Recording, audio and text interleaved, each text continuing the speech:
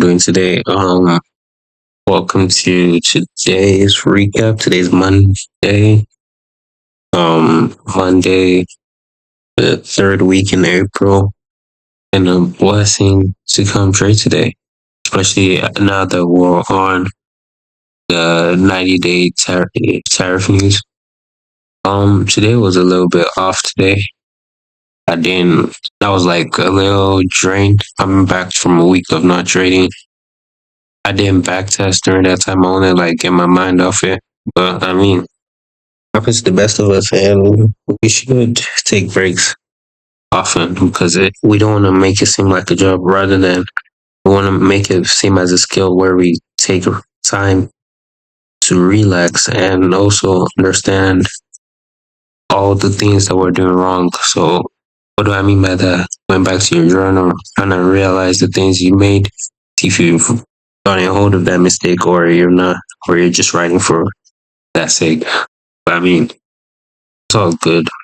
Welcome to beginning of the week. I was supposed to scalp. Well, I wasn't free yesterday, so it really messed me up. Let me go into 1 hour and show you guys like the gap. So usually I started trading opening day gaps, opening week gaps, mostly opening week gap because I want to see how I can like build a strategy on it because the one I currently have right now, Friday, like the one that I currently have right now is not the best. It's just something I just do. So basically, all there is that just see how wide the gap is.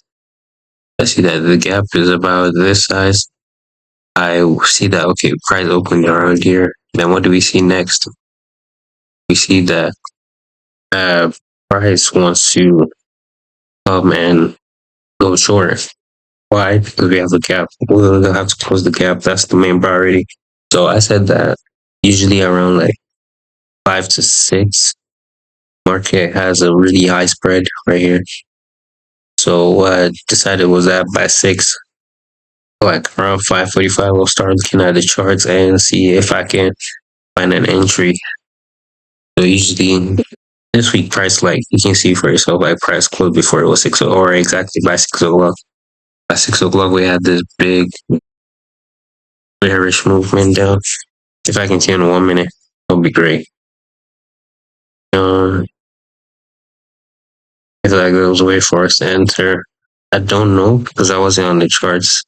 Like I said, see, it's like really. So it's 5:30. We had almost pulled half of the gap already. Came back up again. So this is what I mean by 6 o'clock. So yeah, so my strategy does work. So I just how I put it now. It does work. It's just that you have to enter at 6 o'clock, not nothing more, nothing less at 6 o'clock. You find an entry point and just go all the way down because price is gonna fake out. I think you go back, but pleasure I think is gonna go down, but it's eventually gonna go back. Take out your stop loss. So stop loss will generally be if we close around here. Stop loss will generally be, let's see on this live.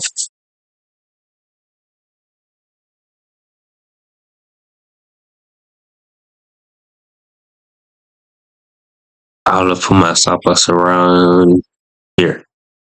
Like how do I put it? You don't want to have like a wide stop loss. You just want something that's like good but not too greedy. Like if I have something like this, for instance, this is too greedy. You have to have something that's decent. Like just probably so if I was doing it like a regular trade, I'd have done at least look for previous highs or lows. I'm not doing that right now. I'm looking for here liquidity at the close of this. Because I'll enter at the close of this. If I enter at the close of this, probably start my stop loss around here. Then where am I targeting? I'm gonna target below this previous week's low or previous day low. Why? Because it always hits for that place. Never Never have I seen it gone way past it, if that makes sense. Unless that there's some news that are getting carried, but always goes there. You're this would have been like something I would have done. I would have done a trick like this. This is good in my opinion. Why? It doesn't matter about the risk reward. Let me put it up. It doesn't matter about the risk reward. Why? Because you know that price is definitely going to close the gap. So what do? We're going to increase. Sorry, we're going to increase our risk from 1.5 to probably 4 or 5%. Like I said, it's just a scalper method that I found. So like it's still in the books, but this is so far best I've come up with, and I feel you guys should try for yourself. So back to today's charts, we're gonna go into 1 week. Um, Today was start week. Obviously, the market is not gonna make significant moves.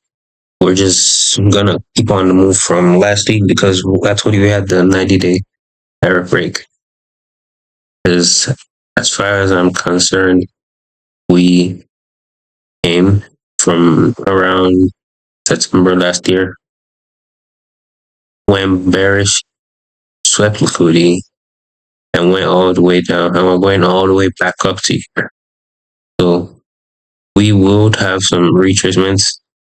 Like on the weeklies, we're still gonna go bullish. Like regardless of whatever happens, like right here, regardless of whatever was on the daily that you see more of what happened last week. So these are the tariff news that made everything really bad. We had tariff news and CPI. Yeah, CPI and PPI. So it was a whole lot. So market drew liquidity right here, went down for a short while. And right here, drew liquidity on Tuesday last week, went all the way up, closed out these fair value gaps. And when we closed out this fair value gap, or refilled this fair value gaps, we kept on going. So this is Monday right here. Monday right here, where we continued the bullish move up. What's Tuesday gonna do? Tuesday is definitely gonna break as previous week's low. Sorry, high. And that's what I want you guys to. That's what I'm gonna pay attention to. Market breaking through this previous day high. It was expected to do it today, but I mean, can we say it'll move the market? So we go on the daily. Those will be fine. Marked out my highs and lows of last week. Marked out my previous day's highs. Went on the 4 hour, but I find nothing too much. All I found was that price was aligning up with this because, like I said, this liquidity from about 2 weeks ago came. This was a good zone. Like prices come back to that zone, so it can keep on going up from the bullish. Remember how I said in the weekly we're going bullish, right? So that's what price did. This was tariffs. If there weren't any tariffs, we won't have broken structure here. So just kept on the move on going. Traced up to here at least, then kept on going. Could have at least broken it. But now that's what we're doing this week. So 1 hour again. We'll be here in 1 hour. 1 hour is my favorite time frame because it tells you what happened. Like right now, market Asian session, London session, New York session, at my entry point session. This was Friday. Price was choppy. They're coming up from a bullish move. So right now, it kept on that bullish move during London session. Towards like the ending of London session, or towards the overlap for New York session, we were bearish. What did that tell me? I knew we were gonna go bullish because I know we had already finished the run. You know how this is how I saw finish the run. Here, can you see how we just drew all the way down and price? It didn't have any way of keep on going, so we definitely had the breaker block. This breaker block right here definitely made everything possible. It allowed price to keep on going all the way down. So we did have his order block. Price filled it. Price eventually failed. Should have failed the first time, but I wasn't really paying attention that time. Price did fail the second order block that did the break the block and order block that failed around here. Price did fail it. Price came back, dipped into the market 1-2, like just put 1-2, like it was in a honey jar. So this is how I missed it. I had already placed the long position right here. Just create limit order, then buy it because I already have my risk, right? So I had seen that price came up, was about here. Price had come, touched it once, touched it twice. And by that time, I was still contemplating whether to buy click buyers or not. So I decided to click buy the second this candle closed. So once this candle closed, we just went all the way. No turning back. I tried to chase it, didn't trace it. I hit my first take profit right here, second take profit right here, and third take profit was here. I knew we weren't gonna make this, but I mean, it's better that we have something to our name than having nothing. Because I really want to go break even on the trade. Like I said, I'll just come back from not trading for a week, but it's all good. So, I mean, that's basically it. Nothing too much. I was also watching for price because I thought price was gonna go bearish for a little while before we started going bullish, right? Like I said on weekly. So I had drawn this line to mark out the break structure. If market was gonna go all the way down and break structure, but it didn't. Reversed and went all the way up. So that's all for today. Typically, what do I suggest? I suggest that you check the 50. Once you check like the higher time frames for liquidity sweeps, fair value gaps, or points that we can trade, you should come back to the 15-minute, 1 hour, and analyze it like we it's our life.